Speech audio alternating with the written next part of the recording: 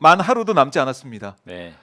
아, 너무 기다려왔던 이 소식 선고일 잡힐 때 의원님께서 어디 계셨습니까? 선고일 딱 잡혔다. 천막당사에 있었습니다. 천막당사에서 네.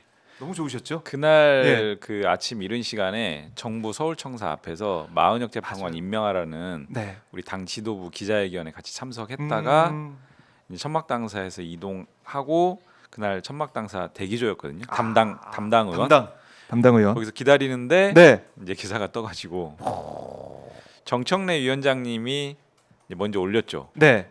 기사보다 먼저. 맞아요. 예, 제가 국회 올려서? 탄핵 소추단이다 보니까 그거 보고 예. 예, 뭔가 마음에 이제 약간 안정이 안정. 되는 음. 예, 목을 빼고 기다렸었잖아요. 그러니까요. 이게 3월까지 안 되다 보니까 이게 너무도 불안해지는 거 아니었습니까? 예. 4월 18일까지도 가는 거 아니냐. 그렇게들 오히려 또 봤었던 면이 많이 있었죠. 네. 근데 이제 그날 그 주에 하겠다 이번 주에 하겠다 이래가지고 음, 상당히 안도를 했고요. 네.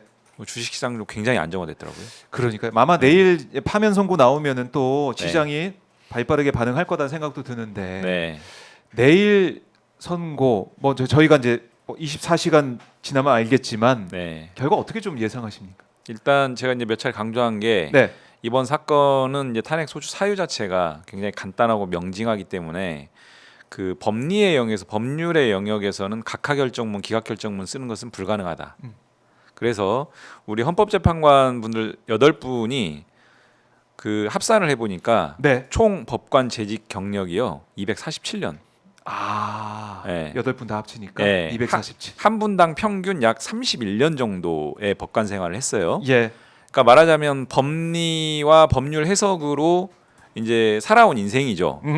그 영역에서만 벗어나지 않으면 각하결정문, 기각결정문은 쓰는 것은 불가능하다 예. 이렇게 생각을 하고요. 음. 그렇기 때문에 이견 없이 8대0 파면 결정이 되지 않을까 이렇게 예상합니다. 네, 오늘 뭐 저희가 오늘 아침부터 만나는 이 출연자마다 다 8대0 말씀하시는데 네, 사실은 이 5가지 탄핵 사유 네, 뭘 하나 보더라도 네, 뺄 수 있는 게 없어요. 네, 그리고 중대하지 않은 게 하나도 없습니다. 네, 그렇죠? 예. 이거 하나하나 한번 정리를 한번 해볼까요? 예, 하나씩 정리해 보면, 예.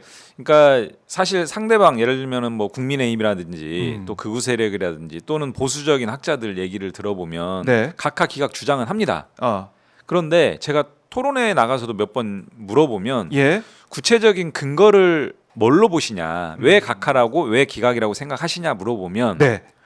이유를 못 대요.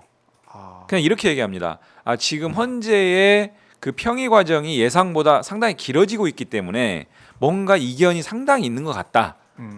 이런 추측성, 이런 발언으로만 일관하지 구체적으로 뭐 때문에 각하될 것 같다, 뭐 때문에 기각될 것 같다는 얘기를 못 합니다. 아. 심지어 헌법학 교수들조차도, 보수적인 교수들조차도. 그래서 저는 이제 반대로 이렇게 얘기하죠. 예. 각하라고 하는 게 불가능하다는 이유가 네. 지금 각하 사유로 들고 있는 예를 들면 내란죄를 내란 행위로 변경했다는 문제라든지 또는 증거 채택의 문제라든지 또는 절차상 하자라든지 네. 이런 여러 가지 주장들을 하는데 사실 그런 부분들은 이미 박근혜 탄핵 사건에서 그리고 이번 사건에서 모든 절차는 재판관들 평의를 거쳐서 다 합의된 방식으로 재판이 다 이루어져 왔거든요. 그것을 일거에 뒤집고 절차상 하자가 있다라고 인정하는 것은 불가능하다. 그리고 심지어 예를 들면은 형사소송법상의 엄격한 증거 채택 법칙을 네. 그 활용하지 않고 왜 이렇게 완화된 증거 법칙에 따라서 이 탄핵 심판의 증거 자료들을 채택을 하느냐 이런 주장을 저쪽에서 하잖아요. 네. 근데 그 방식 동일하게 감사원장 탄핵 사건, 검사 3인 탄핵 사건, 한덕수 총리 탄핵 사건에서 동일한 증거 법칙에 따라서 다 해왔거든요. 네. 이 사건에서만 다른 방식으로 할 이유가 없기 때문에 그런 이유로 탄핵이 각하될 것이다라고 하는 주장은 전혀 수용될 여지가 없는 이런 부분들이다라는 말씀 드리고요. 네. 그럼 기각은 기각. 왜 기각이 불가능하냐? 네. 말씀하신 것처럼 탄핵 소추 사유 5가지잖아요. 제가 한번 더 이게 정리를 읽어드리겠습니다. 네. 12.3 비상계엄 선포 적절성, 네, 그다음에 국회 정치활동 금지 포고령 1호 위헌 위법성, 네, 군경을 동원한 국회 봉쇄 해산 시도, 네, 거기다가 군대 동원한 선관위 압수수색 등 장악 시도, 네, 그리고 마지막이 정치인, 법조인 등 체포조 운용. 네. 5가지. 네. 첫째, 예. 5가지 탄핵 사유가 인정이 되느냐 안 되느냐 먼저 사실관계를 봐야 돼요. 그게 다 인정 안 된다라고 주장하는 사람은 없습니다. 사실은 음. 사실 인정 자체를 부정하는 사람은 없어요. 극우 세력에서도 우리가 다 봤잖아요. 봤잖아요. 예. 비상금 선포했고 포고령 발령했고 국회 침탈했고 중선관이 갔고 그렇죠. 체포시도 체포죠. 있었고 예. 이런 부분들은 사실관계 자체를 저쪽도 주장을 못합니다. 당연히 헌법재판관분들이 이 사실 인정 그 부정할 수 없고요. 네. 그러면 자 사실 인정은 됐어. 그러면 이 사실 인정이 됐는데 이게 위헌이고 위법이냐라는 이제 법률적 평가를 들어가야 되는데 이 부분에 대해서 저는 다른 거 다 빼고 윤석열 정부 검찰이 윤석열 내란수개죄 기소하면서 공소장에다 뭐라고 못을 박았냐면 네.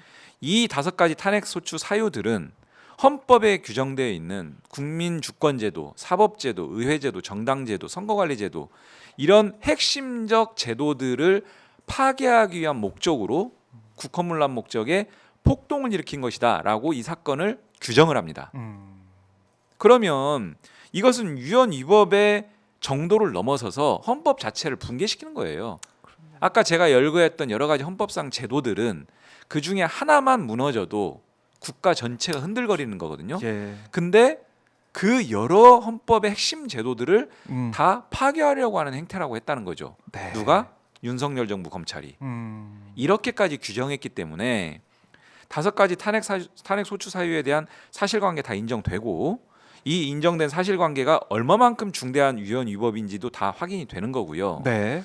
저는 여기서 더 나아가서 2가지를 더 짚고 싶은데 어. 하나는 헌법 수호 의지라는 게 있습니다. 네. 박근혜 탄핵 결정문에서 당시 재판부가 파면할 수밖에 없다라고 하면서 적시했던 한 가지 중요한 축이 박근혜에게는 헌법을 수호할 의지가 안 보인다. 왜? 그 당시에 국정농단으로 탄핵소추사 인정되는데 네. 국정농단이 밝혀진 이후의 언동들을 보면 사과를 한번 하면 그 다음에 거짓말이 드러나고 또 하면 또 거짓말이 드러나고 네. 이런 진정성 없는 사과를 하면서 국민들에게 배반감을 줬다. 또 하나 수사를 열심히 잘 받겠다 했지만 네. 수사도 거부하고 압수수색도 거부하고 했거든요. 그랬죠. 이런 것들을 정리하면서 결정문에 뭐라고 쓰냐면 박근혜에게는 헌법 수호 의지가 보이지 않는다. 이거를 명시하면서 이것을 파면의 중요한 근거로 적시합니다. 네. 그런데 잘 생각해 보시면 지금 윤석열의 행태가 이거보다 더하면 더했지 덜하지 않지 않습니까? 진정성 있는 국민들에 대해 사죄한 적 한 번도 없습니다. 없죠. 오히려 반대로 예. 이번 계엄이 정당했고 내란이 아니다 이런 얘기를 계속 반복합니다. 그래서 국민들이 얼마만큼 2차적인 가해를 합니까? 그리고 또 수사 다 정치적 법적 책임 다 감수하겠다라고 담화에서 계속 밝혔거든요. 네. 그 이후에 보인 행태가 뭡니까? 적법하게 법원에서 발부한 영장을 둘러싸고 엄청난 이 갈등과 충돌을 조장했지 않습니까? 네. 법기술 부리면서 뭐 저는 이런 부분들을 예. 이번 재판부가 결정문에 분명하게 짚을 겁니다. 이런 것들을 보건대 윤석열에게는 헌법 수호 의지가 전혀 보이지 않는다. 그게 들어갈 것이다. 마지막은 뭐냐면요. 재판관들이 이걸 생각할 것 같아요. 네. 만약 우리가 윤석열을 파면하지 않고 음. 복귀시켰을 때 대통령으로 네. 과연 어떤 일이 벌어질까를 상상할 겁니다. 아. 첫 번째는 대통령으로 복귀하면요. 대통령직을 수행하면서 동시에 예. 내란 수의 피고인으로 수년 동안 대통령 임기 끝날 때까지 재판을 받아야 됩니다. 법정에 불려다녀야 돼요. 예. 이거는 희대의 코미디 전 세계적인 웃음거리입니다. 그렇네요. 내란죄기 때문에 국가 반란 범죄 수괴로 재판을 받는 자가 대통령이 대통령으로서 외교 관계, 아. 국내 관계 다 어떤 이런 일들을 예. 한다? 맞지 않아요. 더 중요한 것은 국가 반란 범죄 수괴 피고인이 네. 국군 통수권자로서 국군 통수권을 행사를 해요. 그렇죠. 무슨 일이 벌어질지 모릅니다. 음. 헌법 재판관들이 이런 부분들을 분명히 염두할 겁니다. 과연 이 사람을 네. 복귀시키는 게 음. 얼마만큼 국가적 혼란과 또 다른 비상사태를 야기할 수도 있지 않을까라고 하는. 네. 만약에 그런 일이 벌어졌을 때 헌법 재판관들이 책임져야 되거든요. 그렇죠. 질 수 있을까요? 저는 이런 여러 가지 요소를 종합하면 네. 법리적으로 탄핵 소추 사유 인정되고 위헌 위법 명확하고 예. 중대성 명확하고 또 헌법 그렇네요. 수호 의지조차 보이지 않고 예. 복귀시켰을 때의 상황들 감당 못한다. 이런 종합적인 판단을 하면 기각결정문 쓰는 것은 네. 불가능합니다. 오늘 의원님 말씀 들으니까 네. 헌재의 판단이 이제 정말 중요하다라는 네. 것이고 예. 만약에 윤석열이 돌아왔을 때 펼쳐질 네. 이거 구체적으로 들으니까 네. 절대 그럴 수 없겠다 이런 예, 생각이 드네요. 예. 있을 수 없습니다. 있을 수 없는 예. 상황일 것이다. 그런 오판과 음, 그런 어떤 정말 그 상상할 수 없는 결정을 한다라고 하는 것은 네. 저는 이게 단순히 이번 결정으로 끝나는 게 아니고 재판관들 입장에서는 자신의 평생 동안의 법관으로서의 어떤 그 이력 그리고 평생 네. 이후에도 사후에도 예. 남는 결정문이기 때문에 과연 그 결정문에 그런 어떤 그 비법률적이고 네.